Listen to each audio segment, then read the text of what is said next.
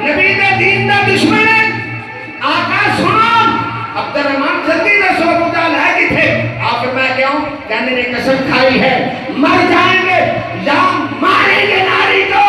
سنا ہے گالیاں دیتا ہے وہ محبوب باری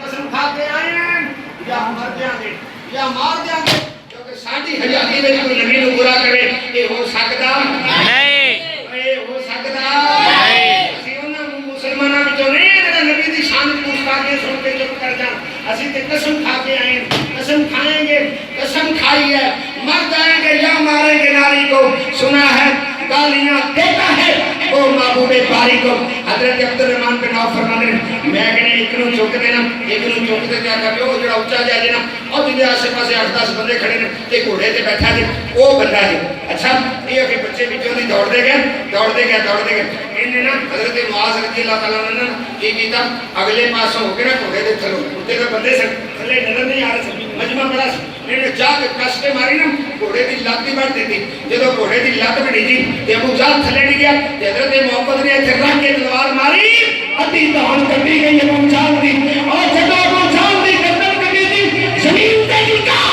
ادھر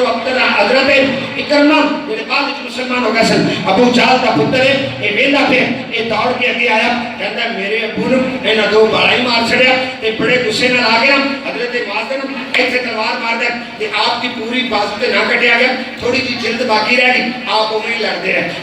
لڑتے رہے حضرت عبد الرحمن بن عوف فرماتے ہیں میں کہ تلوار لے کے نا انہاں بچیاں تے پایا دے لگ پیا انہاں لڑن دی میں اجازت دیتی رکھی نہ جانے کوئی نہ بچیاں دا سر نہ اڑاوے میں کہ اگے ہو کے نا تے دفاع کرنا حضرت معاذ نے دیکھا بھی بازو میں جنگ نہیں کرنا پہ دینا یہ نبی دے دشمنوں کو قتل نہیں پہ کرنا دینا حضرت معاذ نے اپنی لگ دے تھلے بازو رکھ کے نا انج کر کے چھٹنا تک کیتا ایک بار یا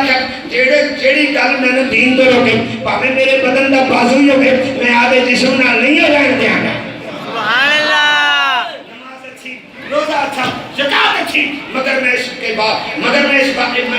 کے باوجود مسلمان ہو نہیں سکتا نہ جب تک کٹ مروں میں آقا شاہ بدھا کی عزت پر خدا شاہد ہے ایمان کا عمل ہو نہیں سکتا میرے بھائی میدان بدر کے جناب علی کا واقعہ